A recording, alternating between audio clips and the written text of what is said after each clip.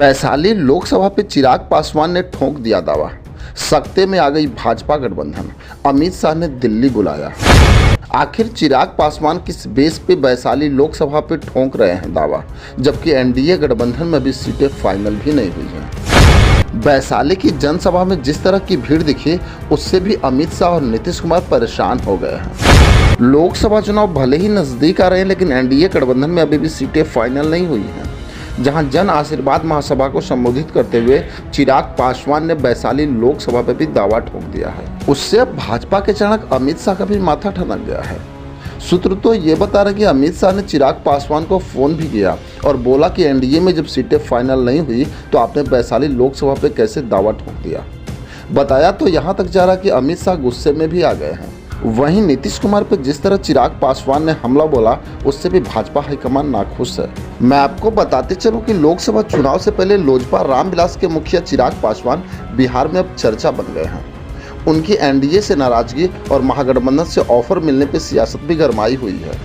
Hajipur Lok Sabha seat को लेकर उनके चाचा पशुपति पारस से टकराव भी जारी है। इसी बीच उन्होंने वैशाली लोकसभा सीट पर दावा ठोक दिया है।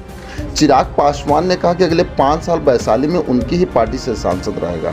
चिराग पासवान ने भाजपा पर भी बड़ा हमला बोला। उन्होंने गठबंधन पर कहा कि उनका तालमेल और अलायंस बिहार के जनता के साथ है। जमुई से सांसद चिराग पासवान ने मुजफ्फरपुर के साहेबगंज प्रखंड के हरि सिंह उच्च विद्यालय मैदान में रविवार को जन आशीर्वाद महासभा को संबोधित किया। इस दौरान उन्होंने कहा कि वह वैशाली की धरती को नमन करते हैं। राजनीतिक साजिश कर उनके परिवार को तोड़ने की कोशिश की गई, घर तोड़ने की कोशिश की गई, पार्टी को तोड़ने का प्रयास किया गया, मगर चिराग पासवान साजिशकर्ता के आगे ना झुका है और ना ही डरा है। वे अपने पिता के आदर्शों पे आगे बढ़ते रहेंगे। वे आज बिहार फर्स्ट और बिहारी फर्स्ट के थीम को आगे बढ़ा रहे हैं। इस पे अपार सफलता भी मिली है। चिराग पासवान ने मंच से बिहार में नीतीश कुमार की शिक्षा, स्वास्थ्य और रोजगार की नीति पे भी तंज कसा। उन्होंने कहा कि यह नीति ठीक होती तो बिहार रोजगार, शिक्षा और स्वास्थ्य के लिए दूसरे राज्य में पलायन नहीं करता। लोजपा रामविलास ने बिहार को आगे बढ़ाने के लिए काम किया है। उन्होंने कहा कि वैशाली के अगले 5 साल के लिए लोजपा रामविलास के सांसद ही रहेंगे। वह वैशाली की जनता को अपना सेवा देंगे।